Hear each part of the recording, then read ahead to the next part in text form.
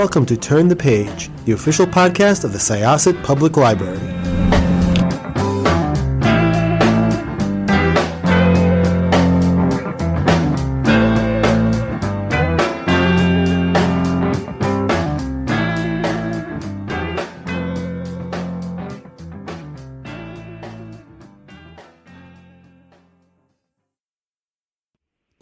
Hi, this is Jessica with Syosset Library's Turn the Page podcast, and I would like to introduce our Syosset alum guest. Hi, I'm Peter Steinberg. I grew up in Syosset. I moved to Syosset when I was 4, and my parents still live in the same house down Split Rock Road, and my profession is a literary agent. I work at a place called Foundry Literary and Media. And I've been a literary agent. I've been selling books. I sold my first book in 1999. So I've been selling books for a little over 20 years. And I remember the library fondly growing up. And it really influenced me to start loving reading and storytelling. And it's probably one of the reasons I have my profession today. That's awesome. And have you been by since we've expanded? I haven't. No, I have not been in the library in many years. Well, you have an open invitation to come thanks. and check us out because we did a very big renovation around 2007. And we're always looking for just better ways to serve the community. And I also grew up here in Syosset. So I also have fond memories of the library, and it's always cool to speak to somebody else who came through the same system and grew up here. So if you don't mind me asking, what year did you graduate? Graduate high school? Yes. 1987. Very cool. And what elementary school did you go to?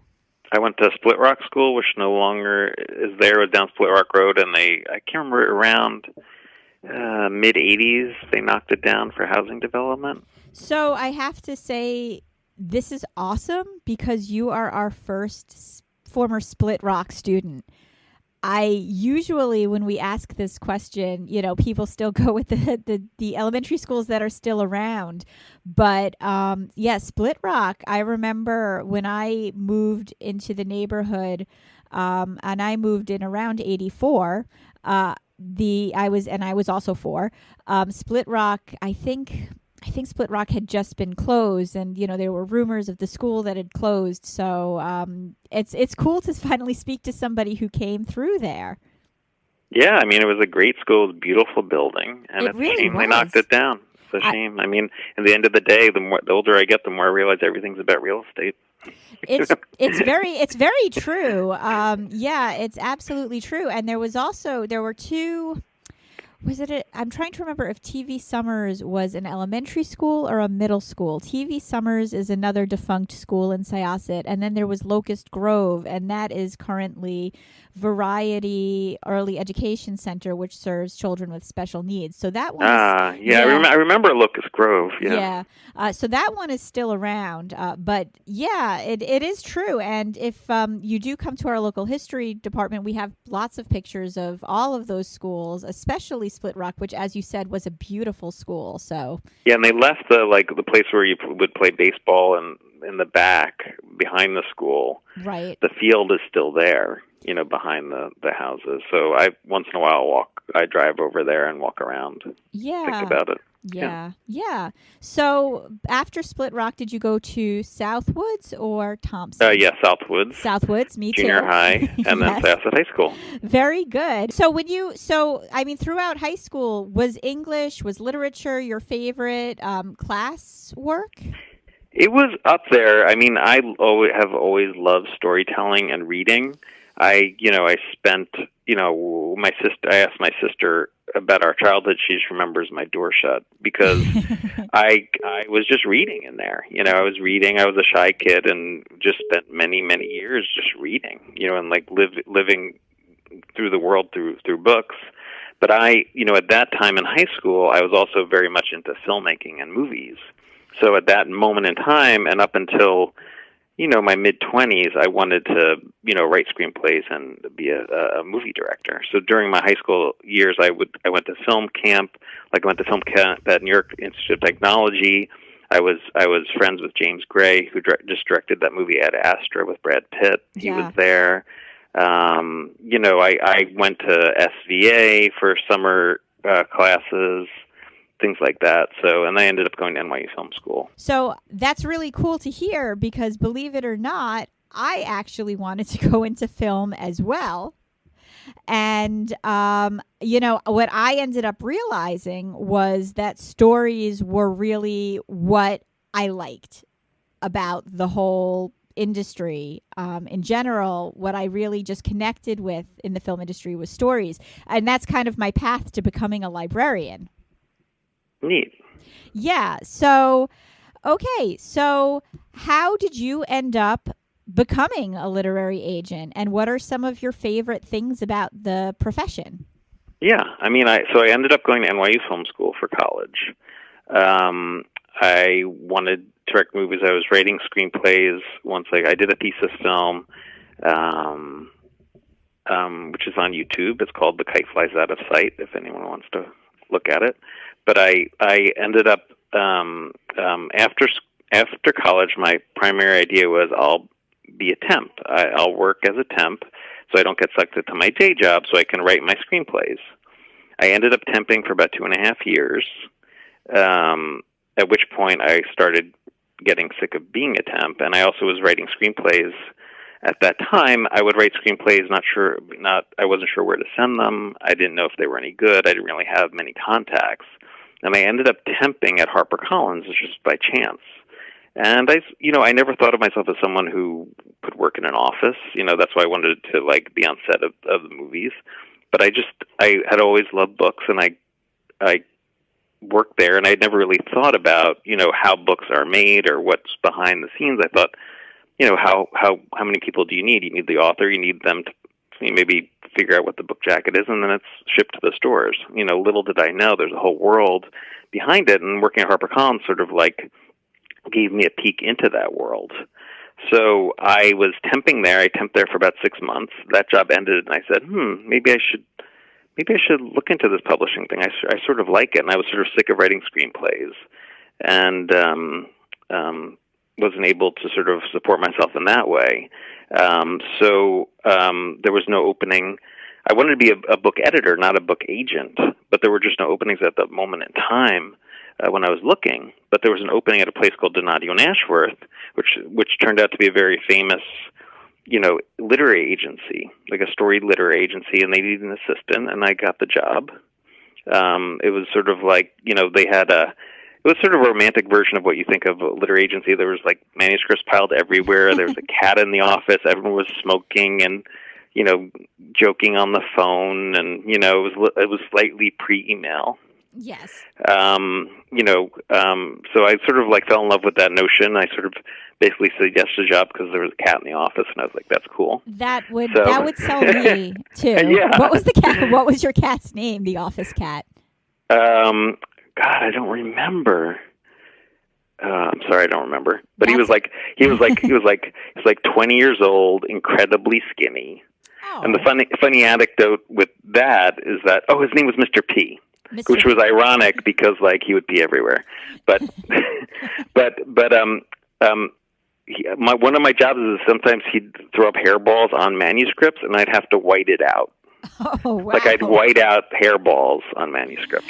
And some of these people were famous writers. That's quite a thing to put on your resume, too. Yeah, that's right. I did this, I did that. I also whited out some cat. Wow. But it was an amazing place to work because they represented Mario Puzo, wrote the Godfather books and many other books.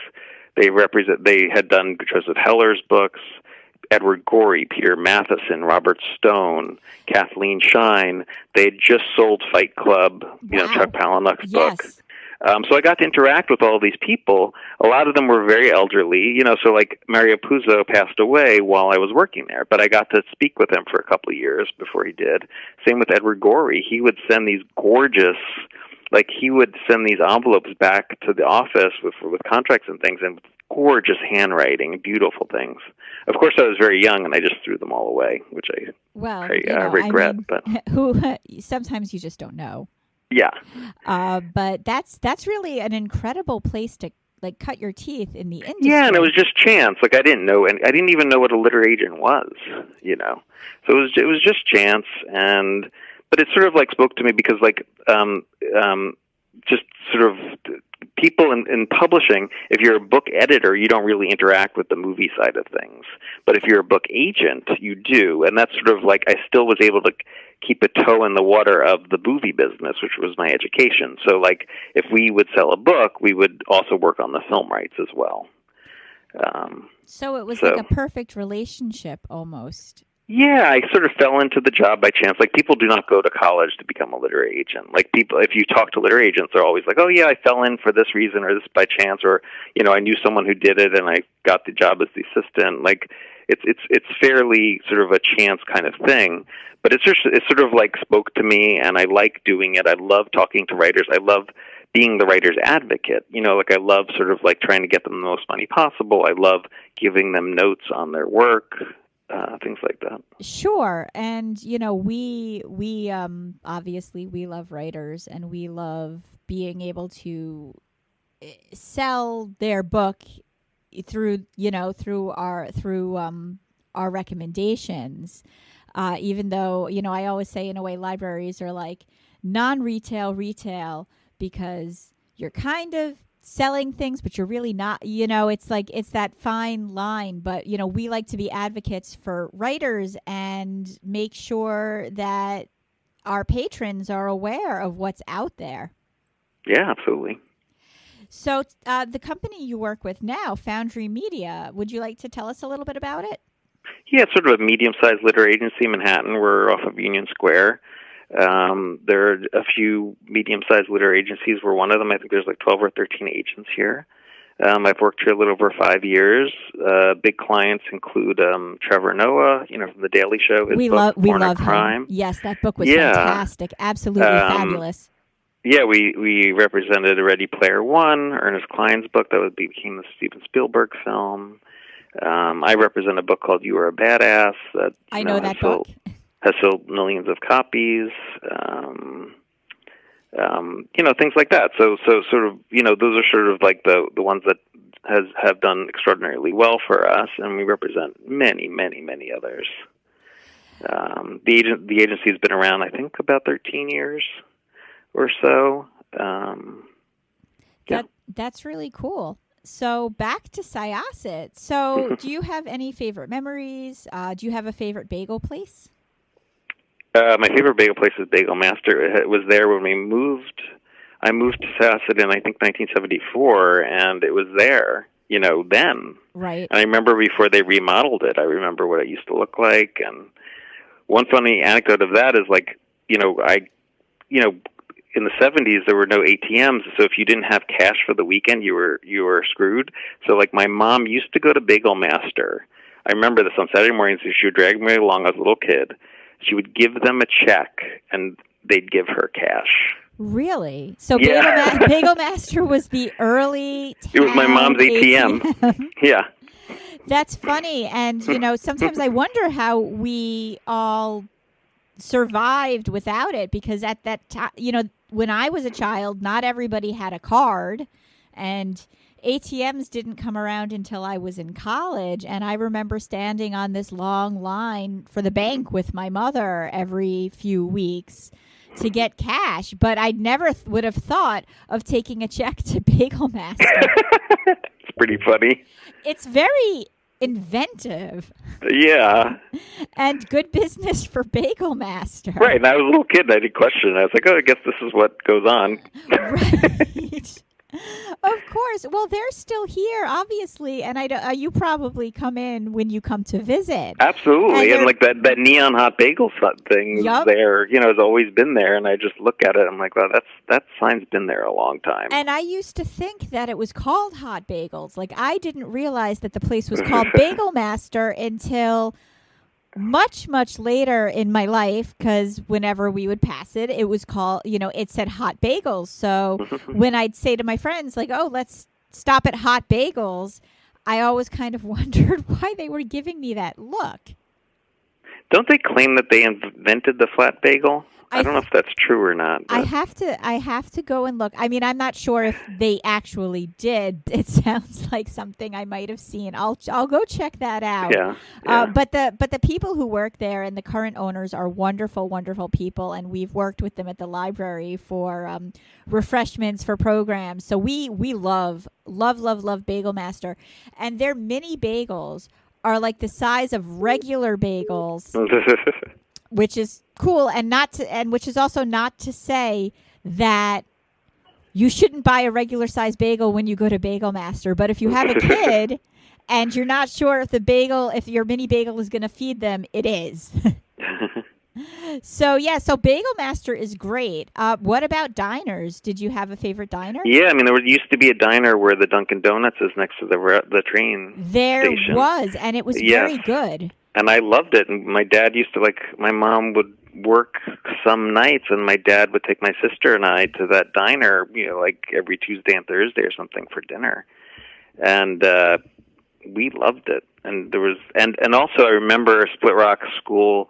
Once in a while, I would go there for lunch during school days, and the teachers would be there eating lunch as well from Split Rock School. And when you're a little kid and you see your teachers out of their environment, you're like, your mind is blown. You're like, wow, you're actually people.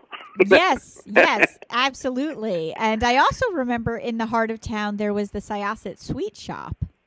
That's right, yeah. Yeah, which I am always very sad. I mean, I know it's been a long time since it's been gone, but local diners and because we had, I think at one point there was at least 2 Friendlies within the Syosset area. Yeah, there was the Friendlies where the Greek place is. I think it's a Greek place now. Yes. I used to go there all the time, and then there was also I think there was a Baskin Robbins, in the little strip in Syosset there. But there's also that I used to go to. Yeah, there is currently a Friendlies off of Jericho Turnpike. I'm not sure if it was there when you were there.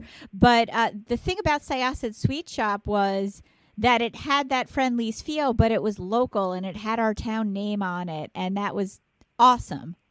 Yes. Yeah. And every Friday night, my parents would take us to that restaurant El Parral, which is still there, too. Which is still there, yes, and very, very good. And we also had movie theaters in Syosset, which are... That's right. Yep, no longer around. So anyway... I remember riding my bike from my parents to go see Tron. On Jericho Turnpike. Did you see it at the big theater? I think it's an Equinox. Yeah, it's an Equinox now. Is that right? It is. Yeah, it is. It's so that's those things that you remember when you go back. Mm-hmm. So anyway, is there anything, if there are Syosset alum listening to this, is there anything you'd like to tell anybody if they're interested in just getting into the literary field, or if what you would do? Well, I think people who end up working at agencies, a lot of them intern here, right? So if you're interested, you're just out of college, you're in college, and are interested in going into publishing, interning is probably your best bet. That's how you sort of get a sense. You get to know people, you get a sense of things.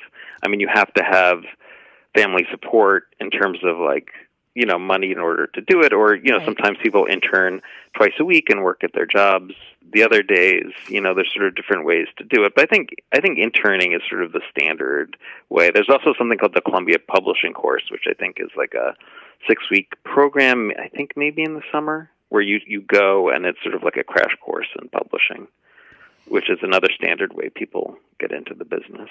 And for librarians and libraries, what do you as a literary agent feel our role is in helping both the publishing industry and authors, prospective authors and published authors? Oh, I mean, I think you create generations of readers. I think that's the bottom line. Is you have to have a library in order to make a person fall in love with reading. And once they do fall in love with reading, they're readers for the rest of their lives.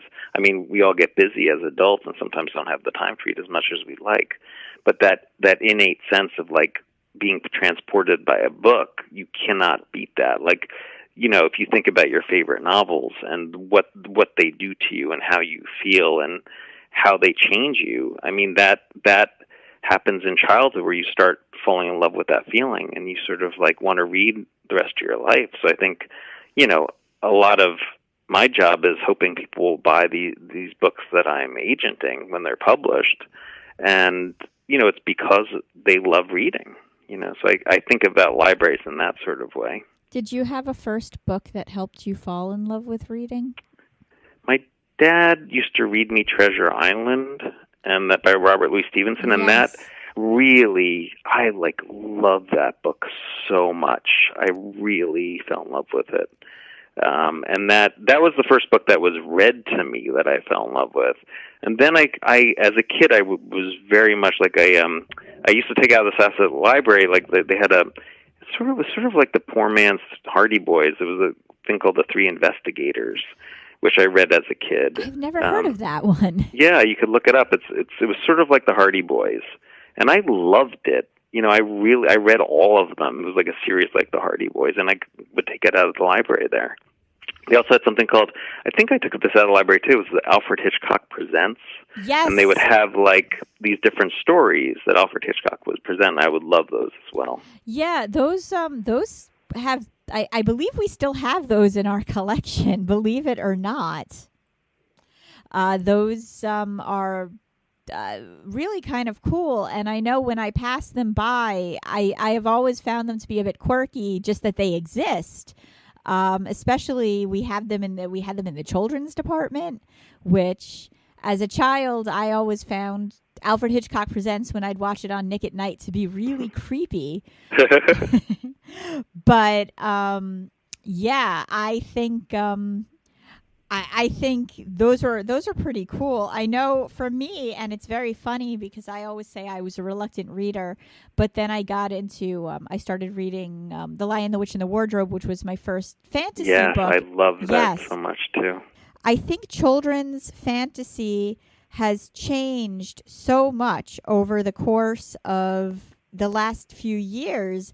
I mean, with Harry Potter, for instance, which is universally read by adults and children alike, I think things have really just changed.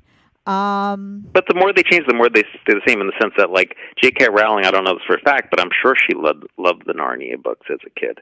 So they're influencing, what people are reading now are influenced by the writers who read those things that we read then, And I think that it's just sort of like one thing is handed down to the next thing. Yeah, no, that's absolutely true. And it's just it's so great because, I spent 16 years in the children's department, and just to see all of these kids get excited about books and carry out mountains of books, and you still see them as teens and then adults. And, we really serve families here. From the very beginning to, senior citizens. And we try to do our best to just not foster the love of reading, foster the love of knowledge. And we're just so happy to see people from our community growing and so influenced by what we do. Yes, it's so much about community. And towns like Syosset need it. They need a place where people can go. Yes. And gather and talk about things. And class disappears in libraries, which is the other thing that I love. That's true. Anyone can go, no matter, where you stand on the economic ladder. It's just sort of a very sort of democratic kind of ideal. And I love libraries. Thank you so much for talking to us. And is there anything else you'd like to share before we close out? Well, I just want to thank you for having me. It was a pleasure talking to you. And I think I'm going to have to come to the library sometime soon. Please, please, please do. I'll look for you. So welcome. Send me an email before you do. I'll make sure that we'll connect, and I'll introduce you to our director and all that fun stuff. Okay, great. All right. So once again, this is Jessica, and my guest was Peter Steinberg. And I'm going to close this chapter of Turn the Page. It's time to close this chapter of Turn the Page. Join us for the next episode.